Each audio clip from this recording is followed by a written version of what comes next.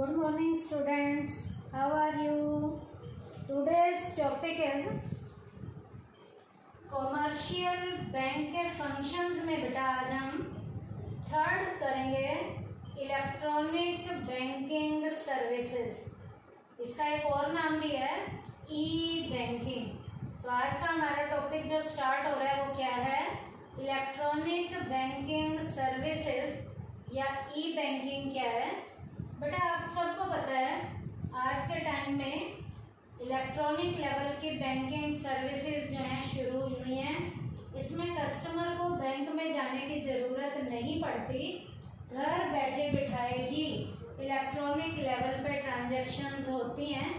तो ये है क्या इलेक्ट्रॉनिक बैंकिंग सर्विसेज या ई बैंकिंग क्या है, using computer and internet in the functioning of the bank is called electronic banking।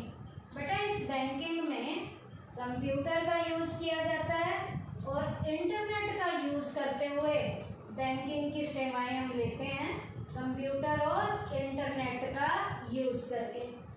Because of this services customer do not need to go to the bank. यहाँ पर customer को bank जाने की जरूरत भी नहीं है। Every time he made his transaction with the help of bank possible at any time from any place। 24 घंटे ये सेवाएं हम कस्टमर जो हैं वो बैंक से ले सकते हैं। कस्टमर को बैंक जाने की भी ज़रूरत नहीं है। तो इलेक्ट्रॉनिक बैंकिंग सर्विसेज या ई बैंकिंग में जो सर्विसेज हैं उसकी कई टाइप्स हैं। उसमें आज हम इस लेक्चर में पहले टाइप करेंगे जिसका नाम है इलेक्ट्रॉनिक फंड ट्रांसफ़र। अब इलेक्ट्रॉनिक फंड ट्रांसफ़र का मीनिंग क्या है, it refers to the computerised system for performing financial transaction. बेटा जब फाइनेंशियल ट्रांजैक्शन को कंप्यूटर और इंटरनेट की हेल्प से परफॉर्म किया जाता है तो उस फंड ट्रांसफ़र को इलेक्ट्रॉनिक फंड ट्रांसफ़र का नाम देते हैं। क्या, it refers to the computerised system for performing financial transaction. बेटा जब फाइनेंशियल ट्रांजैक्शन को कंप्यूटर और इंटरनेट की हेल्प से किया जाता है तो इस तरीके से जो फंड ट्रांसफ़र होता है उसे इलेक्ट्रॉनिक फंड ट्रांसफ़र का नाम देते हैं। Under this money can be transferred from account to another account. इस सिस्टम में मनी को हम ट्रांसफ़र कैसे करते हैं, एक अकाउंट से दूसरे के अकाउंट में ट्रांसफ़र करते हैं। Money can be transferred from account to another account। एक के अकाउंट से दूसरे के अकाउंट में मनी को ट्रांसफर करते हैं। किसकी हेल्प से, कंप्यूटराइज्ड सिस्टम से। इस कंप्यूटराइज्ड सिस्टम में कंप्यूटर और इंटरनेट की हेल्प ली जाती है। अब यहाँ पर बेटा दो तरीके से ट्रांजैक्शंस होती हैं, जिसमें पहला है डायरेक्ट क्रेडिट्स और दूसरा है डायरेक्ट डेबिट्स। डायरेक्ट क्रेडिट कैसे कैसे होता है, किस किस का होगा, it includes dividend on shares. Shares के डिविडेंड को इसमें इंक्लूड किया जाता है। इंटरेस्ट ऑन डिवेंचर, डिवेंचर पर जो इंटरेस्ट दिया जाता है उसे इंक्लूड किया जाता है।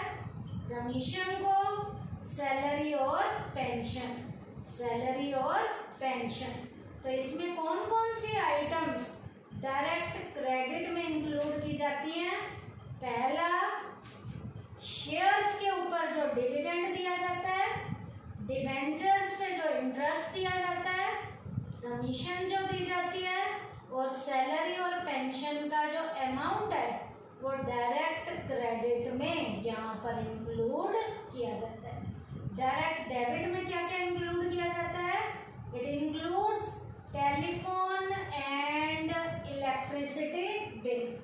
यहाँ पर टेलीफोन के और इलेक्ट्रिसिटी के बिल को लेते हैं। किसको, टेलीफोन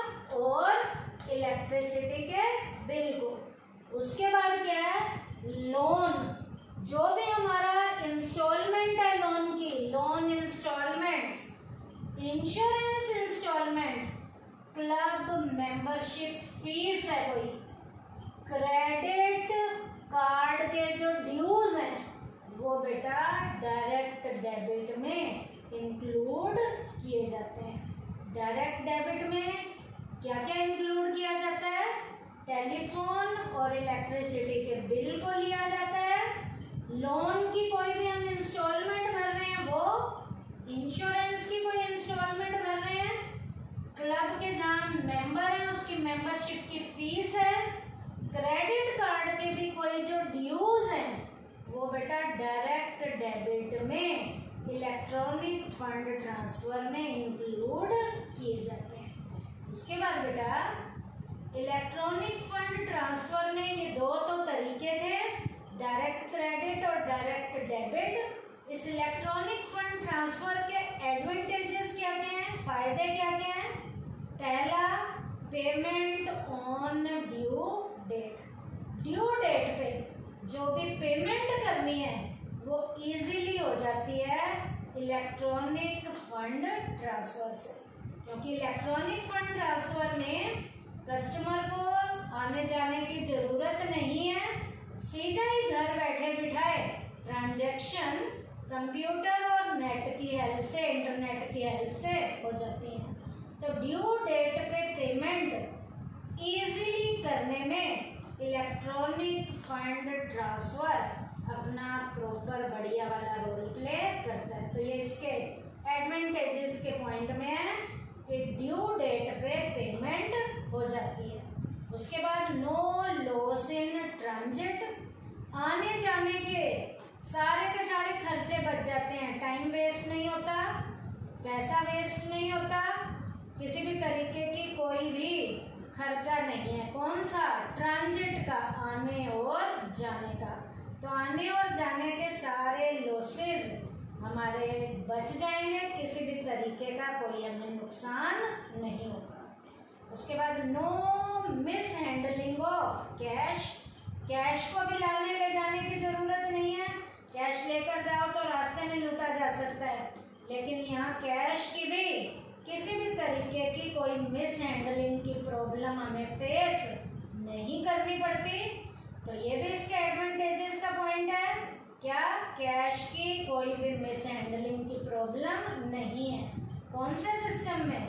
इलेक्ट्रॉनिक फंड ट्रांसफर में। उसके बाद एफर्टलेस ट्रांजैक्शन, हमारी मेहनत भी बच गई, हमें कोई ज़्यादा परिश्रम भी नहीं करना पड़ा। इलेक्ट्रॉनिक फंड ट्रांसफर जो है एफर्टलेस है, हमें ज़्यादा मेहनत और मशक्क़त भी नहीं करनी पड़ती। तो एफर्टलेस ट्रांजैक्शन किस में आएगा?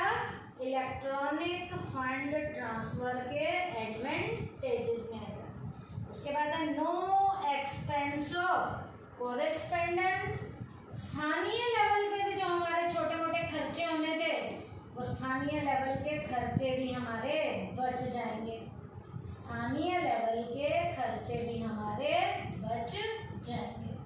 तो ये इलेक्ट्रॉनिक फंड ट्रांसफर के एडवांटेजेस थे 5। क्या क्या? Payment on due date, no loss in transit, no mishandling of cash, effortless transaction, no expense of correspondence. उससे पहले हमने क्या किया था? इलेक्ट्रॉनिक बैंकिंग सर्विसेज और ई बैंकिंग का मीनिंग बताया था।